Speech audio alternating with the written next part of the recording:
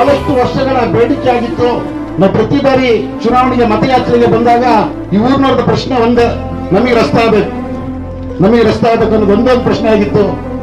ಆ ಪ್ರಶ್ನೆಗೆ ಇವತ್ತು ಆ ಕನಸಿಗೆ ನಡೆಸಾಗಂತ ಸಮಯ ಬಂದಿದೆ. ಇದಕ್ಕೆ ಕಾರಣೀಭೂತರು ನಮ್ಗೆ ಅವತ್ತೇ ವಿಶ್ವಾಸ ಇತ್ತು, ಗೋಪಾಲಕೃಷ್ಣ ಬೇಳೂರು ಅವರು ಈ ಕ್ಷೇತ್ರದ ಶಾಸಕರಾದ್ರೆ ಇನ್ನೀ ರಸ್ತೆ ಆಗೋದ್ರಲ್ಲಿ ಅನುಮಾನನೇ ಇಲ್ಲ ಅನ್ನೋದು ಭರವಸೆ ನಮಗಿತ್ತು. ಆ ಭರವಸೆನ ನಮ್ಮ ನಾಯಕರು ಈಡೇರಿಸಿದ್ದಾರೆ.